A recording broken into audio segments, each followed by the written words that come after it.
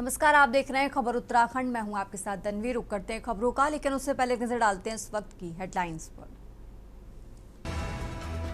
CM बदलने की अफवाह फैलाने को लेकर एक्शन मोड में पुलिस, 3 फेसबुक संचालकों पर मुकदमा दर्ज।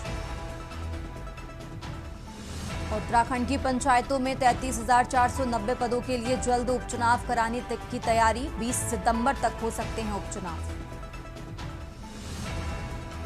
उत्तराखंड परिवहन निगम की बसों की पार्किंग शुल्क में वृद्धि, आईएसबीटी पर देनी होगी 2.5 गुना ज्यादा फीस। देश के 31 शहरों में सबसे ज्यादा असुरक्षित देहरादून, एनसीडब्ल्यू की रिपोर्ट में देहरादून महिलाओं के लिए असुरक्षित। उत्तरकाशी में फिर बिगड़े हालात, से आना चट्टी में बाढ़ बढ़ा, झील का जलस्तर, मोटरपुर के ऊपर पहुंचा यमुना का पानी। उत्तराखंड में देहरादून समेत कई जिलों में भारी बारिश का अलर्ट, स्कूलों में अवकाश घोषित, बाढ़ की चेतावनी जारी। आप देख रहे हैं के न्यूज, खबरों का सारथी।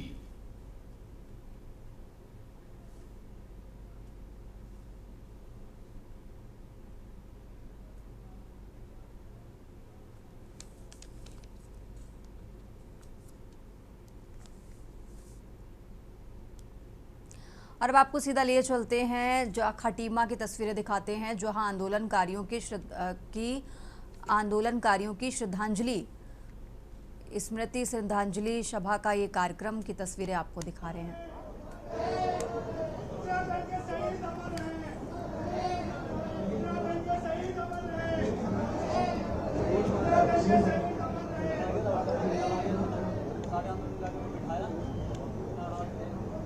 पुष्पांजलि के बाद में सलामी का यहाँ पे आयोजन होगा, तो मेरा अनुरोध रहेगा कि पुष्पांजलि के बाद में सभी लोग इस पूरे प्रांगण को खाली कर देंगे और अपने अपने स्थानों पर बैठ जाएंगे। सिर्फ माननीय मुख्यमंत्री जी, माननीय सांसद जी, माननीय विधायक जी, सभी जो गणमान्य नागरिक है, वही यहाँ पे खड़े होकर यहाँ पे सलामी उनको देंगे शहीदों को। तो कृपया करके कार्यक्रम में सभी मर्यादा बनाए रखें। उसके पश्चात पुष्पांजलि के पश्चात में आपके स्वच्छ सलामी का आयोजन होगा।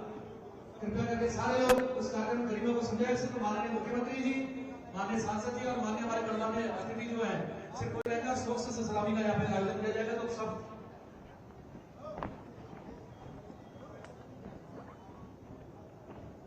मेरा अनुरोध रहेगा कि कृपया करके अपने अपने मोबाइल साइलेंट कर लीजिए और सब अपने स्थान में खड़े रहेंगे। अब मैं अनुरोध करूंगा अपने जो भी यहाँ पे सलामी गलत है कि वो स्वच्छ सलामी का यहाँ पे आयोजन करेंगे और सब यहाँ पे साइलेंट रहेंगे और किसी प्रकार का कोलाहल या नारेबाजी नहीं करेंगे। धन्यवाद।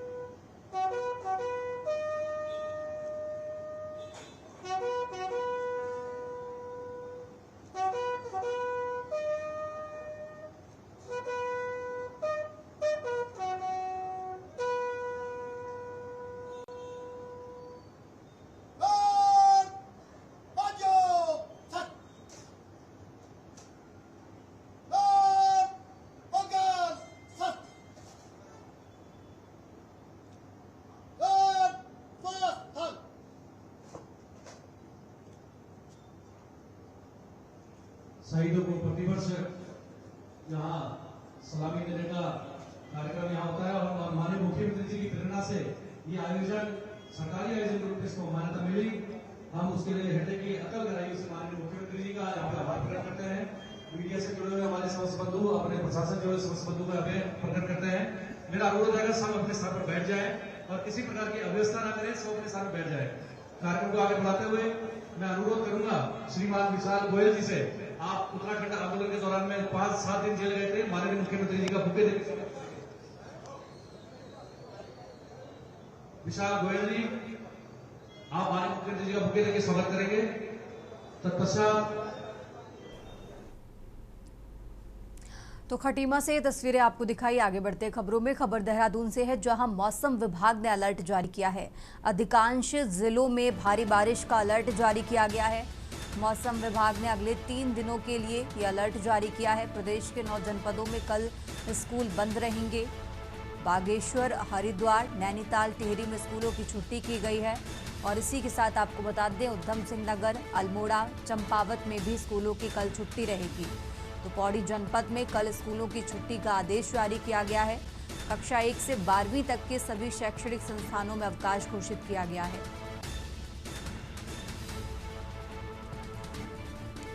तो पौड़ी जनपद में कल स्कूलों की छुट्टी रहेगी, इसको लेकर आदेश जारी किया गया।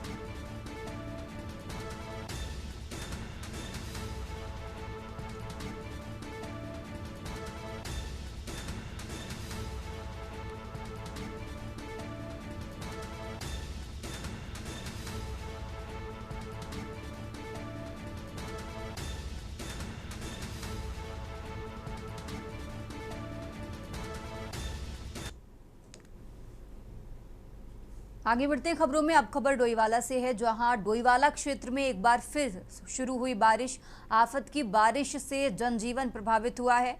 बारिश को देखते हुए जिला प्रशासन की अपील है, बारिश में लोग सावधानी बरतें। स्कूलों, आंगनबाड़ी केंद्रों में अवकाश भी घोषित किया गया है। डोईवाला से खबर आपको बता रहे हैं जहां बारिश को लेकर जिला प्रशासन की तरफ से लोगों से अपील की गई है कि वो सावधानी बरतें। बारिश में लोग सावधानी बरतें।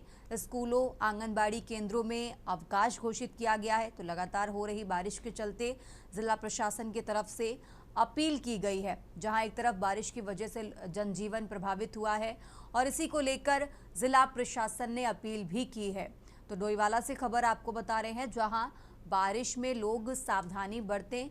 लोगों से लगातार अपील की जा रही है क्योंकि जिस तरीके से बारिश हो रही है और इसी को लेकर स्कूलों, आंगनबाड़ी केंद्रों में अवकाश भी घोषित किया गया है। तो डोईवाला से खबर आपको बता रहे हैं जहां डोईवाला क्षेत्र में एक बार फिर आफत की बारिश शुरू हो चुकी है। आफत की बारिश की वजह से जनजीवन प्रभावित हुआ है। बारिश को देखते हुए जिला प्रशासन की लोगों से लगातार अपील की जा रही है कि बारिश में सभी लोग सावधानी बरतें। स्कूलों, आंगनबाड़ी केंद्रों में अवकाश भी घोषित किया गया है।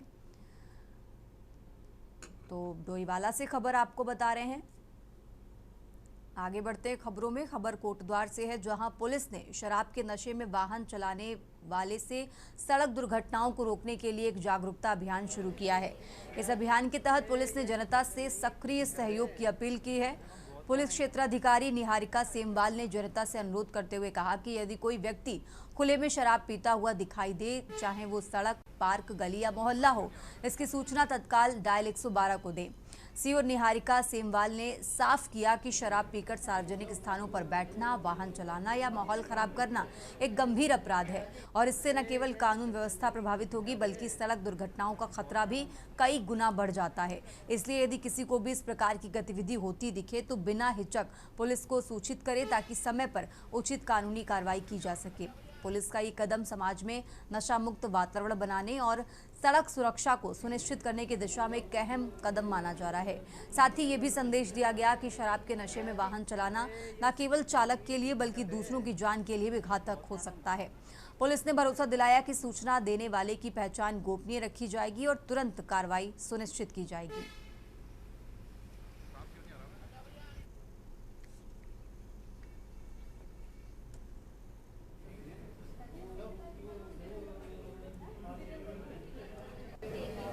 सीज की जाती है तथा उसमें जो भी नियमावली के हिसाब से जितना भी हमारा जो भी हमारे चालान की कार्रवाई है तथा जो कोर्ट से जो गाड़ी जब्त होती है उसकी कार्रवाई होती है।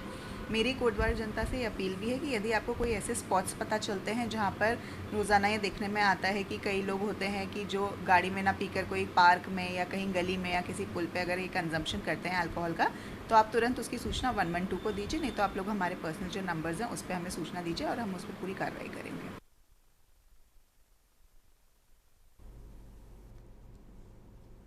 और अब खबर खटीमा से है, जहां लगातार हो रही बारिश के कारण नगर और आसपास के ग्रामीण क्षेत्रों में जलभराव की गंभीर समस्या उत्पन्न हो गई है। भारी बारिश से एंठा नाला उफान पर है, जिसके कारण निचले इलाकों में पानी भर गया है। स्थानीय निवासियों के अनुसार नाले की नियमित सफाई न होने के कारण जल निकासी में बाधा उत्पन्न हुई है, जिससे सड़कों और गलियों में पानी जमा हो गया है। इस स्थिति ने लोगों का जीवन प्रभावित किया है और आवागमन में भी कठिनाई हो रही है। स्थानीय प्रशासन पर जल निकासी व्यवस्था में लापरवाही के आरोप लग रहे हैं। निवासियों ने मांग की है कि नाले की सफाई और जलभराव की समस्या के समाधान के लिए तत्काल कदम उठाए जाएं। मौसम विभाग ने अगले कुछ दिनों तक उत्तराखंड में भारी बारिश की चेतावनी दी है, जिससे स्थिति और गंभीर हो सकती है।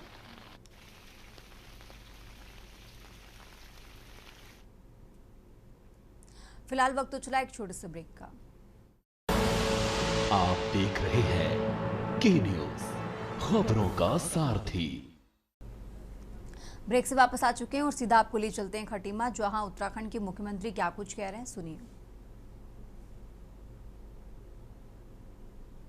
जिला पंचायत के अध्यक्ष निर्वाचित हुए हैं भाई अजय मौर्य जी, राज्य आंदोलनकारी परिषद के उपाध्यक्ष भाई सुभाष बर्तवाल जी देहरादून से 2 दिन पहले यहाँ आए हुए थे। नगर पालिका परिषद खटीमा के अध्यक्ष श्री रमेश चंद्र जोशी जी, ब्लॉक प्रमुख सरिता राणा जी, रविंद्र राणा जी, राम सिंह रावत जी, डॉक्टर अनिल डब्बू जी, फरजाना बेगम जी और हमारे राज्य आंदोलनकारियों के परिजन यहाँ पर उपस्थित हमारे सभी आए हुए हैं।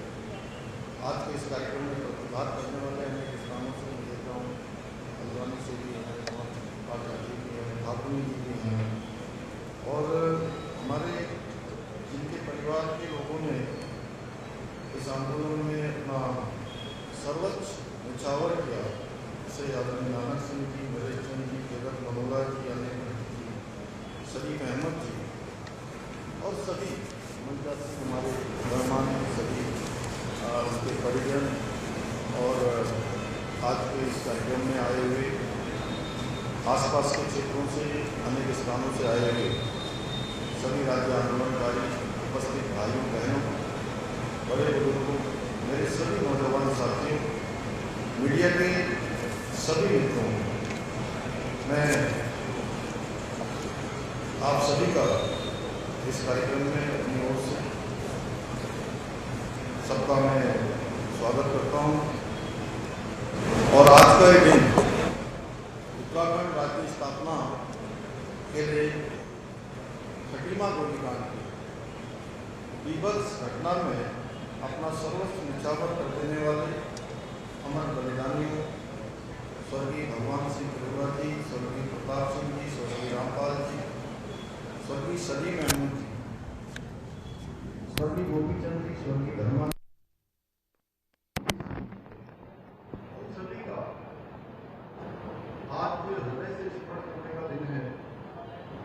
मैं उत्तराखंड के मुख्य सेवक के नाते उत्तराखंड राज्य के 1.25 करोड़ उत्तराखंड वासियों की इन सभी हुतात्माओं को अपनी श्रद्धांजलि अर्पित करता हूँ और उत्तराखंड हमारे वीर हमेशा ऋणी रहेगा। इन्होंने अपना सर्वस्व न्यौछावर करके उत्तराखंड राज्य की प्राप्ति में अपने जीवन को लगा दिया और खटीमा गोलीकांड को याद कर खटीमा वासियों सहित पूरे उत्तराखंड वासियों की आंखें नम हो जाती है कि किस प्रकार का वो आंदोलन था, किस प्रकार की चाह थी, जहाँ भाई ने अपनी बहन की राखी छोड़ दी, माँ की ममता छोड़ दी और उत्तराखंड राज्य प्राप्ति के लिए आगे बढ़ गए भाइयों बहनों।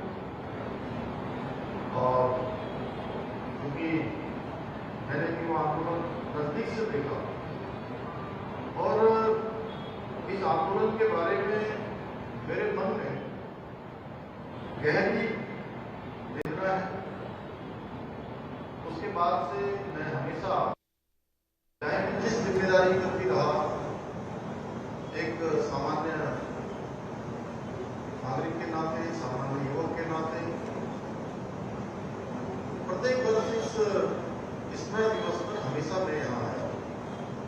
हमेशा मैंने प्रयास किया कि उनको मैं अपनी श्रद्धांजलि अर्पित करूँ, उनका स्मरण करूँ और मुझे आप सबको बताते हुए आज ये संतोष भी है। कभी हमारे दाम सिंह रावत जी यहाँ पर बैठे हैं, ये कहते थे कि मुख्यमंत्री को कभी आना है और यहाँ हमारे बलिदानियों को अपनी श्रद्धांजलि देनी है।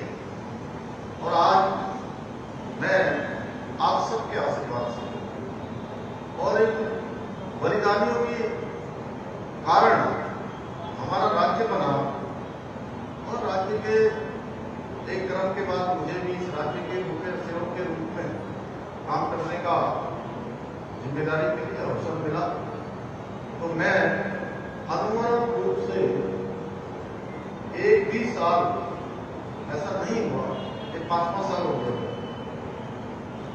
ये 5वीं श्रद्धांजलि सभा है जिसमें मैं आप सबके साथ यहाँ पर श्रद्धांजलि करने के लिए और जब भी 1 सितंबर आने वाला होता है, पहले से मन मस्तिष्क में आप देख रहे हैं कि समय बहुत सारी आपदाएं पड़ रही है। अनेक स्थानों पर आपदा पीड़ितों के साथ खड़ा होना है। ऐसे समय में हमें सबसे पहली प्राथमिकता उनको देनी है और उसके बीच में मैंने यह भी तय किया कि इस वर्ष भी ये क्रम रखते हैं। और आपको मैं सोच रहा था कि माननीय अजय भट्टी मुझे फोन कर रहे थे स्टारबक्स के पास से, तो मैं उनसे कह रहा था कि भाई साहब शायद आज श्रद्धांजलि का ऐसा वक्तव्य देने वाला संकट शायद नहीं होता है, क्योंकि ये हमारे आंदोलनकारियों की कृपा से, उनके आशीर्वाद से ये सेट हो गया करके मुझे इस बात जानकारी मिली। हौसला में था लेकिन मैंने ध्यान में नहीं रहा मुझे कि ये सेट है और इतना अच्छा बन गया, जिसके कारण से बारिश के समय में भी आज हम ये श्रद्धांजलि सभा यहाँ पर कर रहे हैं। ये जो खटीमा का गोलीकांड था, इसने मेरे जैसे अनेक युवाओं के हृदय में एक ज्वाला प्रज्वलित की, जिसने हमें उत्तराखंड के अधिकारों की लड़ाई को आगे बढ़ने के लिए प्रेरित किया। राज्य आंदोलनकारियों को हमारी ओर से सच्ची श्रद्धांजलि यही होगी कि हम सब मिलकर उनके सपनों का उत्तराखंड बनाएं, उनके सपनों के उत्तराखंड का निर्माण करें, एक पृथक राज्य के रूप में उत्तराखंड को लेकर जो उनकी सोच थी, उनके सपने थे, उनकी आकांक्षाएं थी, उन सभी को पूरा करना हम सबका परम कर्तव्य है। आज के दिन हम सबको एक ही संकल्प लेना होगा। मैं इस अवसर पर पूरी प्रतिबद्धता के साथ आज मैं कटिंगा वासियों को भी, राज्यवासियों को भी कहना चाहता हूं कि हमारी सरकार राज्य आंदोलनकारियों के आदर्शों और उनके सपनों को पूरा करने के लिए हर संभव प्रयास करें। एक एक क्षण, एक एक पल हम उनके सपनों को पूरा करने के लिए लगाएंगे। भाइयों बहनों, हमारी सरकार ने राज्य आंदोलनकारियों के प्रति अपनी कृतज्ञता प्रकट करते हुए उनके आश्रितों के लिए राज्य सरकार की नौकरियों में 10% का क्षैतिज आरक्षण लागू किया। राज्य आंदोलनकारियों के सम्मान पेंशन में भी वृद्धि करने का कार्य किया। आंदोलनकारियों की पेंशन प्रक्रिया को सरल बनाते हुए पेंशन आहरण की प्रक्रिया को कोषागार में सुनिश्चित किया। आंदोलनकारियों के आश्रित प्रमाण पत्रों का सरलीकरण करते हुए तहसील स्तर पर इसको निर्गत करने के आदेश जारी किए। उत्तराखंड राज्य आंदोलनकारी सम्मान परिषद का गठन किया, जिसमें आंदोलनकारियों की समस्याओं की अगुवाई में उल्लेखनीय प्रगति हुई है। क्षैतिज आरक्षण से लाभान्वित आश्रितों को स्वयं अपने हाथों से नियुक्ति पत्र भी जारी किया है। राज्य प्रमुख और आंदोलनकारियों को जनपदीय और प्रदेश कार्यक्रमों में आमंत्रण और सम्मान की व्यवस्था की और शहीदों की जो हमारी बलिदानियों की जो विधवाएं हैं उनको 30,000 रुपए की पेंशन की शुरुआत की है। ऐसे अनेक काम किए हैं। मैं इसके बारे में क्योंकि अभी हमें बहुत काम और आगे भी करने हैं। साथ ही जो घायल और जेल गए आंदोलनकारियों को 6,000 रुपये और सक्रिय आंदोलनकारियों को अभी इस समय 4500 रुपये पेंशन दी जा रही है। पहले के समय में राज्य आंदोलनकारियों को केवल एक आश्रित के लिए क्षैतिज आरक्षण की व्यवस्था थी, परंतु अब नए कानून के अंतर्गत चिन्हित आंदोलनकारियों की पीड़िता, विधवा और तलाकशुदा पुत्रों को भी इस आरक्षण का लाभ मिल सकेगा। यही नहीं, हमारी सरकार ने चिन्हित राज्य आंदोलनकारियों को पहचान पत्र जारी करने के साथ ही 93 आंदोलनकारियों को राजकीय सेवा में सेवायोजित भी किया है। इतना ही नहीं, हमने राज्य आंदोलनकारियों के बच्चों को स्कूलों और कॉलेजों में निःशुल्क शिक्षा की व्यवस्था की है। इसके अलावा आंदोलनकारियों को सरकारी बसों में निःशुल्क यात्रा की सुविधा उपलब्ध कराई जा रही है। भाइयों बहनों, उत्तराखंड के आंदोलन में नारी शक्ति का उनकी भूमिका अत्यंत महत्वपूर्ण रही है और मैं कहूं कि उत्तराखंड राज्य को उसकी स्थापना में हमारी मातृशक्ति का बहुत बड़ा योगदान था। तो इसमें कोई अतिशयोक्ति नहीं होगी। उन्होंने जिस प्रकार से आंदोलन में बढ़ चढ़कर भाग लिया, इसी को देखते हुए आज राज्य के अंदर सरकारी जो हमारी सेवाएं हैं उनमें 30% का क्षैतिज आरक्षण महिलाओं के लिए करने का ऐतिहासिक निर्णय भी हमारी सरकार ने लिया। भाइयों बहनों, हमने आंदोलनकारियों के सपनों का उत्तराखंड बनाने के लिए राज्य का समग्र विकास सुनिश्चित करने के साथ ही प्रदेश के हित में। तो फिलहाल इस बुलेटिन में बस इतना ही। आप देखते रहिए के न्यूज इंडिया। आप देख रहे हैं के न्यूज, खबरों का सारथी।